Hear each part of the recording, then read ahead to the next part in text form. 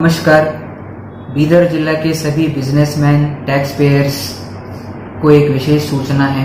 पहली सूचना यह है कि late fee penalty waiver scheme आया है, यानी कि अगर आप पहले एक महीने का रिटर्न नहीं भरते थे तो एक महीने के लिए लेट फी कितना था, 10,000 रुपये। तो अभी वो कम कर दिया गया है। अगर आपका नील टर्नओवर है तो एक महीने के लिए 500 रुपये। This video is sponsored by Knowledge Partha Credit School. Admission are open. और विथ टर्नओवर है तो एक महीने के लिए 1,000 रुपए। इस स्कीम का लास्ट डेट है 31 अगस्त। तो कृपया इस स्कीम का उपयोग कीजिए और दूसरों को भी बताइए। नेक्स्ट है कर समाधान स्कीम, यानी कि जीएसटी आने से पहले वैट, पीटी, केएसटी, एंटरटेनमेंट या लग्जरी टैक्स, इन कोई भी टैक्स कानून में अगर आपका टैक्स, इंटरेस्ट और पेनाल्टी भरना था तो इस स्कीम आप यूज करके सिर्फ टैक्स भरे तो काफी है, इंटरेस्ट और पेनाल्टी भरने की जरूरत नहीं है। इसका लास्ट डेट है 31 अक्टूबर 2021। नेक्स्ट है कॉन्ट्रैक्टर्स, झड़पी और एमजी नरेगा या कोई और डिपार्टमेंट्स। इसमें क्या है, स्पेशली एमजी नरेगा के कॉन्ट्रैक्टर्स क्या कर रहे हैं, कुछ लोग अपना जीएसटी नंबर दूसरों को दे रहे। कृपया ऐसा मत कीजिए। क्यों? मतलब अगर आपका जीएसटी नंबर है तो टैक्स भरने का दायित्व आप ही के ऊपर आएगा, आप ही टैक्स भरना पड़ेगा।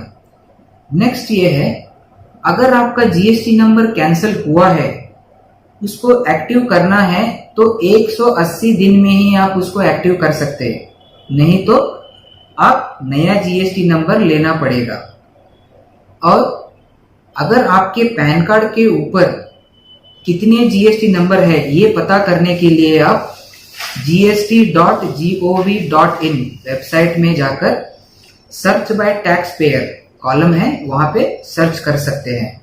और एक ऐप है प्ले स्टोर पे, IRISPeridot, IRISPERIDOT।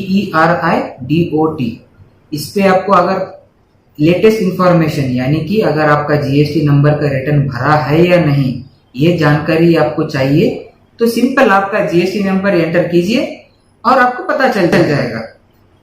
तो नेक्स्ट है बिल ट्रेडिंग।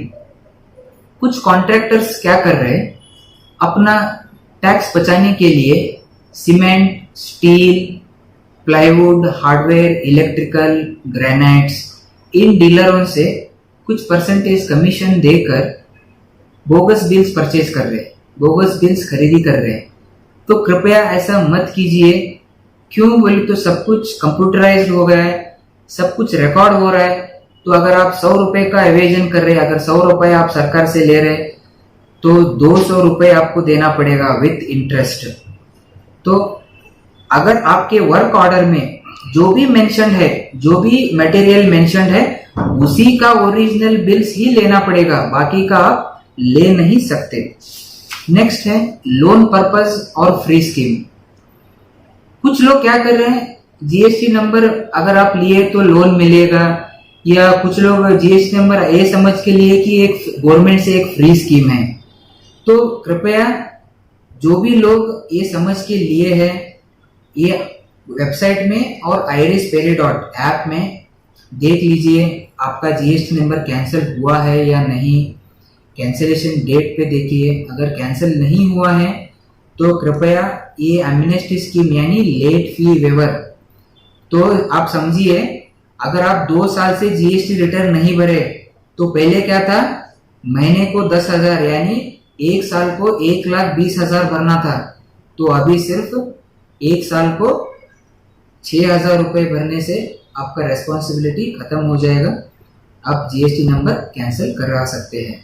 तो कृपया ये सभी इंफॉर्मेशन, ये सभी माहिती, जानकारी अपने मित्रों से, अपने सहयोगियों से, सभी से शेयर कीजिए और सरकार को टैक्स कलेक्ट करने में मदद कीजिए। धन्यवाद। आम व्यापारी सर जीएसटी लेता है, बनाता है, तो उसके लिए बेसिक चीज क्या है सर, उसको जीएसटी मेंटेन करने के लिए?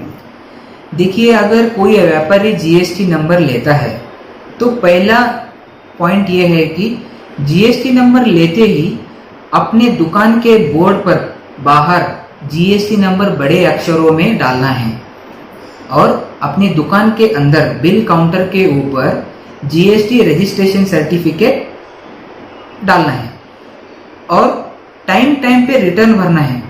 अगर आप मंथली स्कीम में हैं या क्वार्टरली रिटर्न स्कीम में हैं या कॉम्पोजिशन स्कीम में हैं, कोई भी स्कीम में है, हर एक स्कीम का एक लास्ट डेट रहता है। यानी कि अगर समझो ये जून महीना चल रहा है तो जून महीने का रिटर्न जुलाई 20 या जुलाई 25 लास्ट डेट रहता है, तो उसके अंदर आप जरूर भरना है। आप चेक करना है अगर आप भर रहे हैं या नहीं, आप फॉलो अप करना है। अगर आप नहीं भरे तो ही आपको लेट फी आएगी, तो आप इसलिए टाइम टाइम पे रिटर्न भरिए। अगर किसी का सर 100 मोटो के जरिए कैंसिल हो गया जीएसटी और 180 डेज के अबो हो गया सर, तो उसमें पैसे इसमें क्या करना पड़ेगा सर? इस केसेस में अगर कैंसिलेशन होने के बाद 180 दिन हो गए हैं तो उसके लिए क्या करना पड़ेगा, आप अपना रिटर्न डेट ऑफ कैंसिलेशन देखिए। डेट ऑफ कैंसिलेशन तक आप रिटर्न भरना है और वो भरने के बाद आप नया जीएसटी रजिस्ट्रेशन ले सकते हैं। और जो इनपुट क्रेडिट रहेगा जीएसटी के अंदर, तो उसको वो किस तरह से क्लेम कर सकते हैं?